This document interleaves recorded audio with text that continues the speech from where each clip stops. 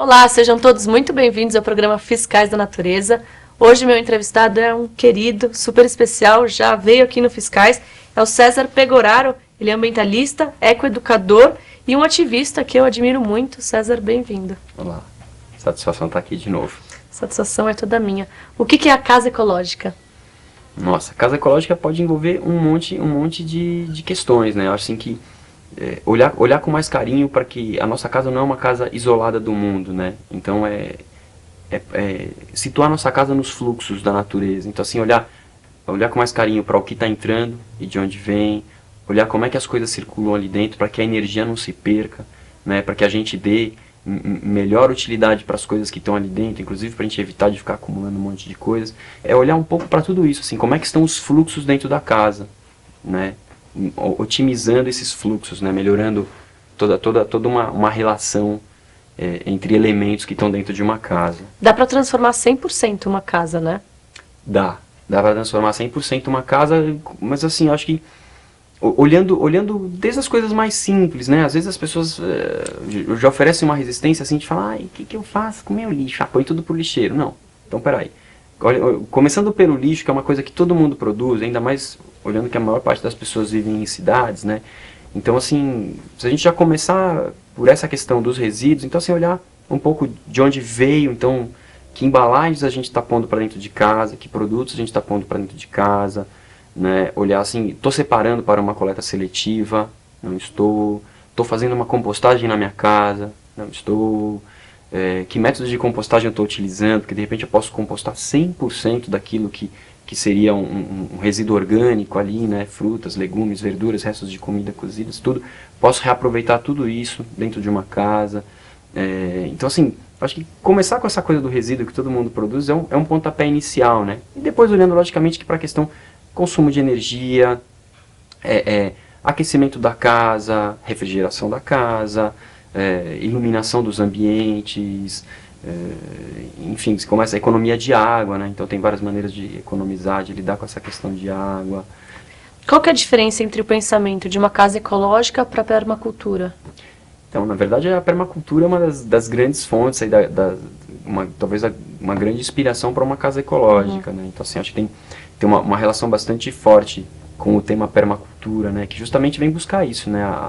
A cultura do bom senso, né? Como é que você, olhando para a tua casa, você tem um bom senso com aquilo que está lá, evitando os exageros, evitando os desperdícios, otimizando tudo que está ali dentro.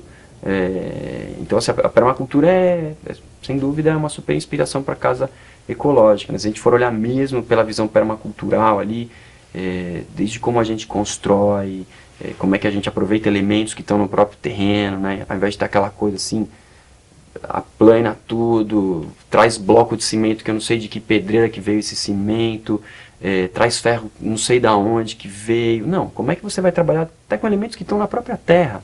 Uma coisa que eu acho errado, não sei se você concorda comigo, que a gente bate muito na questão de como descartar o nosso lixo. E é o final do processo, é o final do ciclo, ao invés de pensar nele inteiro, principalmente no começo do ciclo, que é a própria compra, né? Talvez até olhar um pouco antes da compra, né? Olhar para o produtor, né? Falar assim, de onde vem esse material? E talvez também ter esse filtro, assim, será que tudo que a gente tem consumido hoje em dia é necessário? Nos é útil? Qual o tempo de utilidade? Né? Ou será que a gente está sendo mais induzido pelo mercado, sim, a falar, pô, eu preciso, eu tenho que ter, é uma maneira de eu me incluir, né? Eu serei mais bem visto na sociedade se eu tiver tal produto, se eu tiver tal carro, se eu vestir tal marca, do que de repente uma precisão, né? Não sei se eu tenho precisão de tudo isso. Então assim, ó, eu acho assim que de fato essa questão do resíduo tem que ser olhada lá onde ela é produzida, né? Então assim, você olhar não só para o que está entrando, mas o que vem antes, como é que está essa cadeia produtiva. Né? Então, tem uma discussão bastante forte hoje em dia que, por uma questão do barateamento da produção, opta-se muito por você ter produção ou com mão de obra semi-escrava, ou produtos ambientalmente inseguros, ou a gente vai produzir em locais que não respeitam os direitos trabalhistas. Né? Então, ou estrangeiros, né? Então, dizendo isso até com relação, por exemplo, quantos casos a gente teve, pensando no Brasil, não vou nem olhar ainda para a China, depois a gente fala da China, mas olhando para o Brasil, por exemplo, a gente teve no ano passado segundo o Ministério do Trabalho, quase 2.200 pessoas libertadas de regime análogos à escravidão no Brasil. Né? Então, peraí, que marcas estão envolvidas com isso? A maior parte desses produtores eram produtores agrícolas ligados a grandes latifúndios, inclusive alguns desses latifúndios ligados a políticos. Então, né, você começa a fazer esse fio da cadeia, você fala assim, puxa vida, né? Então, a cadeia produtiva tem um peso bastante grande, tem um impacto bastante grande no planeta. Então, assim, a questão do resíduo tem que ser olhada lá na frente, assim, qual que é a pegada ecológica dessa cadeia produtiva? Como que o consumidor pode discernir isso, essa questão dos produtores na hora da compra? Bom, eu acho que tem uma coisa, assim, bastante... Um filtro que eu aplico muito e normalmente dá muito certo, que é o seguinte, nesse mundo não existe mágica. Então, por exemplo, preços imbatíveis, preços extremamente baratos, promoções extremamente enlouquecedoras, me desculpa, elas não existem. Toda vez que a gente vê assim, um preço normal de um produto, vamos supor, é R$5, você encontra um produto similar por R$1,50, opa, tem alguma coisa errada. Tem alguma coisa errada. Ou um está sendo extremamente picareta e tendo um lucro acima do que deveria, ou o outro está sendo extremamente picareta e está sonegando alguma coisa, alguma informação para o consumidor. Né? Eu vou comprar, por exemplo, eu compro muito alimento orgânico em casa, e aí esses dias aconteceu uma coisa que era assim, eu fui comprar um quilo de tomate, estava acho que R$7 do orgânico, e eu vi numa propaganda num desses hipermercados, né? Hipermercado vendendo comida é bem engraçado, né? Eu acho bem... Mas aí o hipermercado vendendo, sei lá, a R$1,50 o que ele dizia ser o mesmo tomate. Então, peraí. Será que o produtor que eu compro direto dele e me vende a 7, será que ele está querendo construir um palácio, alguma coisa assim? Ou será que o supermercado é super legal, é super bacana e me ama, por isso que vende tão barato assim, porque ele me quer bem? Alguma coisa está esquisita aí, né? Só que o produtor eu conheço, né? Um cara extremamente honesto, fui lá comprar dele, da família dele, sei que é uma pessoa super humilde, etc e tal, e é o custo de produção de um orgânico, né? Então, peraí, como é que o mercado está conseguindo vender a este preço, né? Como é que foi essa produção? Então, assim, quando eu fui estudar a cadeia produtiva desse tomate que chegou no hipermercado, eu falei, nunca mais eu quero comprar comida nesse lugar, porque não concordo com este regime que está sendo imposto, né, para conseguir este preço. As sacanagens todas que moram atrás deste preço. Quais são as sacanagens todas? Esses hipermercados, quando vão comprar, quando eles vão atrás de comprar um produto, a primeira coisa que eles fazem é o seguinte, eles abrem para vários produtores e começam a jogar com eles. Falam, ó, quanto é o teu? É 2.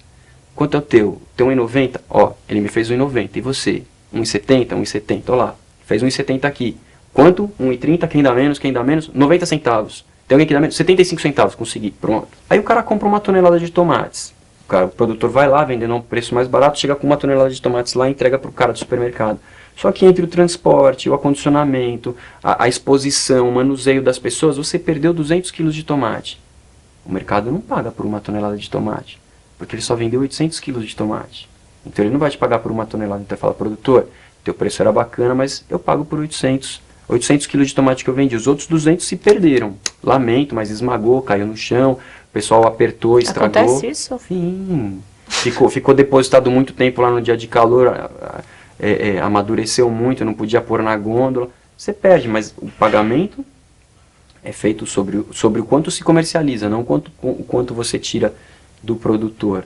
A gente lá em casa há muitos anos participa de uma rede de consumo de alimentos orgânicos. Então é uma galera que se organizou para comprar alimentos orgânicos para mais pessoas. Então eles nos ajudam isso, organizando um grupo de consumidores, né? Legal. E um grupo de consumidores que dialoga direto com os produtores. Então assim, não é que a gente tem atravessadores no meio, né? A gente tem um mercado, um varejão, um sacolão, alguma coisa, não. É o produtor conversando com a gente e a galera no meio facilitando esse diálogo, promovendo encontros. Então isso pra gente já foi legal, porque por exemplo, para a questão de alimento, a gente tem conseguido hoje em dia alimento orgânico na cidade a um preço extremamente camarada. Orgânico passou a ser uma coisa de modismo, né? É super bacana consumir orgânicos. Então assim, o supermercado classe AA vai vender orgânicos não pelo preço real, mas o quanto ele acha que a galera que vai consumir lá pode pagar. Então assim, com certeza para o produtor, ele pagou o mesmo tanto que o produtor vende direto para mim. Só que ele vai botar o dele em cima e vai falar assim, quem quiser bancar, banca. E aí a questão do modismo, do estar dentro, né, faz com que essas pessoas, de repente, vão lá e consumam o seu orgânico, mas pagando uma exorbitância, porque o orgânico não é tão mais caro assim do que os alimentos com agrotóxicos, os alimentos convencionais aí, né, produzidos de uma maneira não muito segura. Quanto que a gente consome de agrotóxico? Pergunta delicada essa, né? Em média, né? Então, desde 2008, tem um dado bastante bacana, assim, desde 2008 o Brasil é o maior consumidor de agrotóxicos do mundo, né? A gente vem se mantendo nessa liderança, nesse, né, número 1 no ranking dos maiores consumidores de veneno, né, veneno para comida, né? Até meio antagônico a gente falar isso, né? Comida é vida, a água é vida e a gente trata tudo isso com veneno. Mas, enfim, tem uma campanha chamada Campanha Permanente contra os Agrotóxicos e pela Vida, que fez um cálculo extremamente simples, assim, quanto se vende de agrotóxico no Brasil, quanto a gente produz em toneladas de alimentos. E a gente chegou à fábula de que cada brasileiro significa 5,2 litros de agrotóxico por ano, né? Então, assim, imaginemos nós, isso diluído no nosso prato, que delícia, né? Então, assim, sempre bem delicado, né? Assim, aí a gente volta para a questão das mágicas do preço, né? Como é que a gente vai conseguir uma mágica no preço? Claro. Né? E como é que politicamente tudo isso está amarrado, né? Porque um cara que tem um agricultor familiar que vai plantar a sua safra lá, a gente tem uma coisa chamada seguro produção, né? Seguro agrícola. Então, você corre o risco da tua produção não dar o quanto você está planejando ela dar, e então você tem um seguro que possivelmente cobrirá a tua perda no campo, que lidar com a natureza é essa oscilação, né? Não tem uma coisa sempre certa. O seguro, a contratação desse seguro, seguro produção, está relacionada diretamente à apresentação de notas fiscais dos produtos, semente transgênica, fertilizante químico e pesticidas, herbicidas, os agrotóxicos, né? Então, se você apresenta as notas fiscais, você tem seguro. Se você não apresenta, você é obrigado a devolver o teu crédito agrícola, ou você não tem direito a receber o teu seguro produção, né? Então, peraí, por que um produtor de orgânico não tem esse benefício todo, né? Porque aí tem toda uma amarração político-financeira, né? Bancada ruralista, muita política, grandes transnacionais involutivas, né? Várias delas aí super conhecidas. Você, como cidadão tão ativista aí nessas questões ambientais, qual sua dica para cada um que está assistindo? Pequenas coisas, mas que a gente faz e que pode fazer diferença. Muito, muito dessa, assim, a gente tem que cada vez mais começar a se sentir cidadãos e cidadãs, né? E o que seria essa cidadania que eu tanto bato, assim, insisto ao longo de tantos anos? É a coisa de você, de fato, ser uma pessoa que sabe dos seus direitos e dos seus deveres. E, portanto, sim, quando é de meu direito, eu vou correr atrás. Quando é de meu dever, eu vou cumprir, né? A gente tem algumas leis no Brasil que, lamentavelmente, não estão em nenhuma constituinte, não estão em lugar nenhum, que são leis que, lamentavelmente, estragam muito o mundo, né? Que é a lei do mínimo esforço, a lei da vantagem, né? E são leis que acabam às vezes fazendo com que as pessoas falem assim, pô, eu não quero me envolver com o poder público. A primeira grande dica que eu dou é que a gente precisa se envolver mais com essas questões, né? A gente não foi educado para ser politizado, para ser cidadão, mas a gente tem que ser uma coisa meio fórceps ali, a gente tem que virar cidadão na marra, porque enquanto a gente não assumir que essa aqui é a nossa casa, né, que o planetinha é a nossa casa, e a gente tem que cuidar dele porque é a nossa única casa, ele vai continuar passando por esse monte de mazelas que a gente vê, dessas degradações todas, dessas sacanagens políticas, econômicas todas que estão ao redor do mundo, enquanto a gente fica refém do nosso consumismozinho, né, das nossas pequenas felicidades, né? O Brasil não é um lugar para se endividar com os juros que a gente tem aqui. A questão do consumo é uma triste ilusão, que a gente às vezes se insere, acha que pô, é super legal ter um monte de coisa nova, um monte de coisa legal, mas a gente acaba criando armadilhas não só pra gente no presente, mas a gente também está abrindo brechas para deixar um mundo pior para o futuro. E muitas vezes serão nossos filhos, netos, filhos de amigos, sobrinhos, parentes, amigos queridos, que estarão lá daqui 50, 100 anos, num mundo que talvez não tenha lá muitas condições interessantes para a gente, para se estar aqui.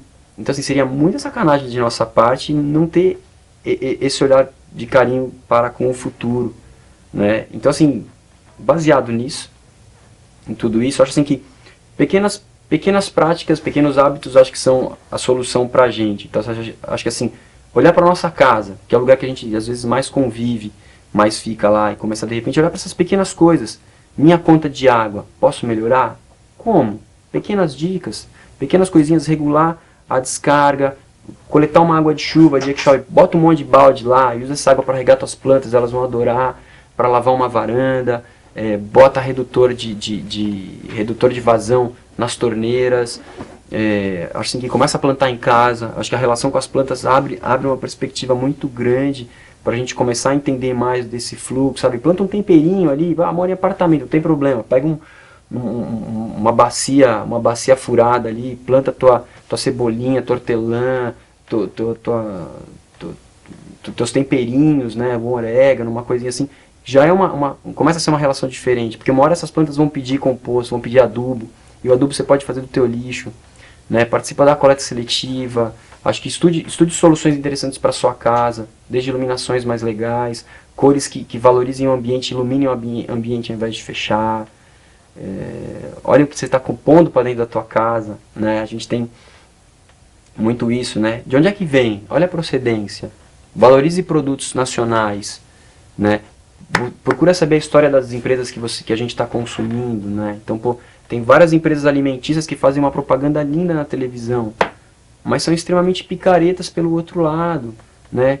Estão envolvidas com monopólio de mercado, estão envolvidas com quebra de concorrentes menores e, portanto, com menos possibilidade de negociação. Então, assim, eu acho que por aí a gente começa, são pequenas coisas, tudo que eu falei é muito pequeno, né? Mas eu acho que começam a nos levar para grandes reflexões.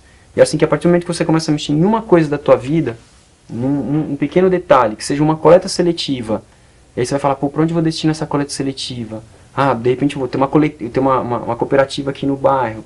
Então pronto, você vai saber que tem uma cooperativa, você vai começar a olhar mais para os teus resíduos, quando você olha mais para os resíduos, você olha mais porque você põe dentro da tua casa, e pronto, começa uma cadeia virtuosa, que é o que a gente precisa nesse momento, né? Sair da cadeia viciosa que a gente tem vivido há vários anos do mercado, e começar a olhar para as virtudes, que a gente pode transformar o meio pelas nossas atitudes do dia a dia. Muito bem. Muito obrigada, César. Obrigada pela vinda. Valeu. Tudo de bom. Obrigada a vocês que assistiram, espero que tenham gostado. Obrigada pela companhia. A gente tem o site, quem entrou pela metade, assistiu o programa pela metade, tem o site fiscaisdanatureza.com.br, tem essa entrevista na íntegra. Muitas outras também, para vocês aprenderem um pouquinho mais, tá bom? A gente tem Twitter, Facebook, tudo vocês encontram no site. Um beijo, fiquem com Deus e até semana que vem.